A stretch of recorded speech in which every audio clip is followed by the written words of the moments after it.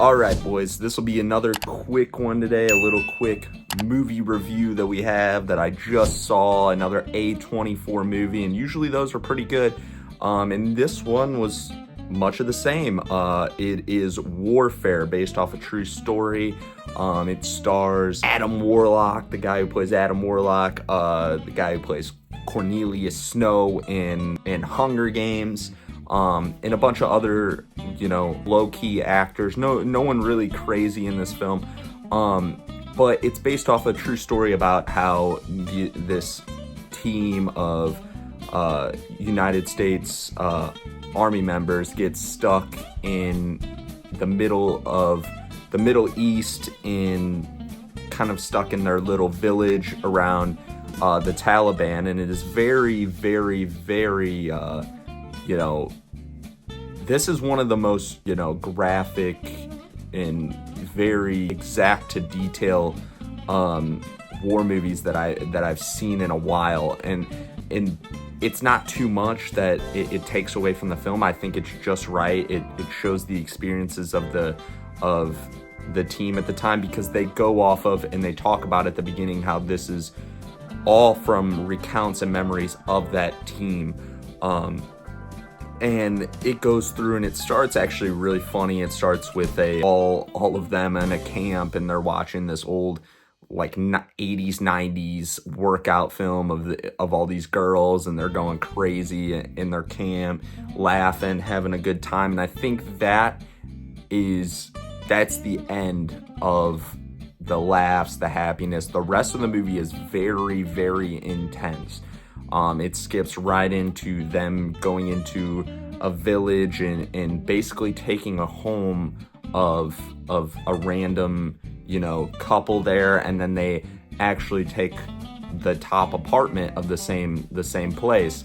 And it's basically two different families, and they kind of hold them captive. Nothing really happens to them. And the big thing is like, they take this over, and they're having oversight of a bunch of people with a sniper, and they keep, doing data and saying that this guy looks suspicious, this guy keeps looking at us, this guy, and they keep writing them down, very detailed on how they're getting the messages relayed to the whole United States Army and the services at that time. So it starts off very... And this was the big thing that I kind of enjoyed about the movie a lot.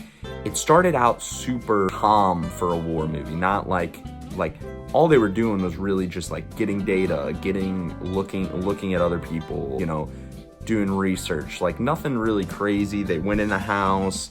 It wasn't anything crazy. They didn't show that they were blowing up anything. The only thing that was kind of like they did was, put a sledgehammer to a wall, and that was as much, force as they used. But that's the big thing, is it kind of gives you a sense of like,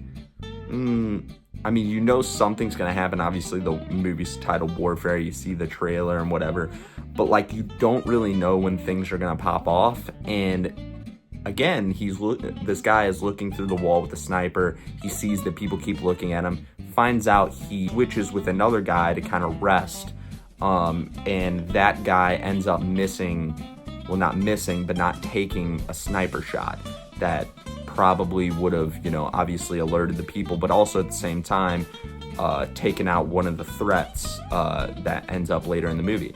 So as that goes by, about 5 minutes later, through the hole that they had the sniper in, someone throws a grenade.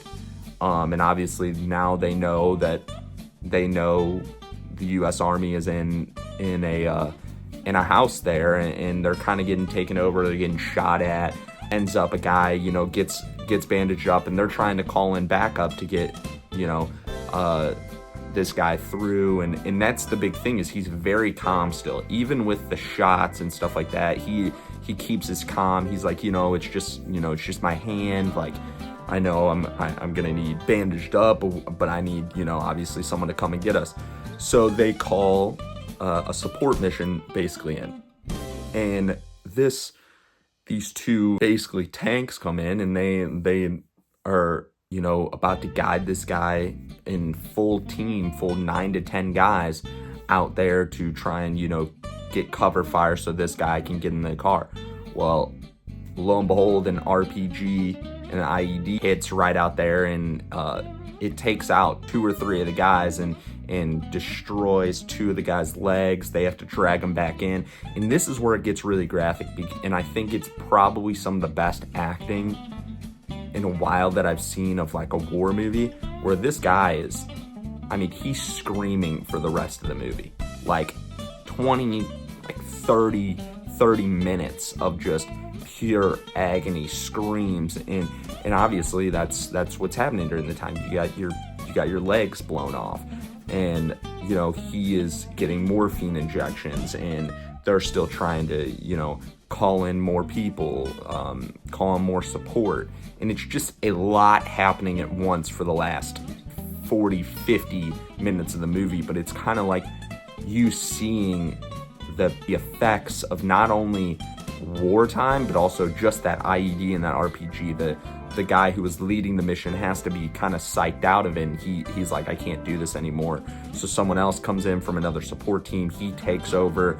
They work together, but they are all so shooken up. Not only is one guy the leader and he's shaken up, but there was a guy that was his first mission. He was a new guy, and he is absolutely, having to do everything, but he is shook in the head. And I really think that's one of the great things that this movie keys in on, is like the mental effects of these guys.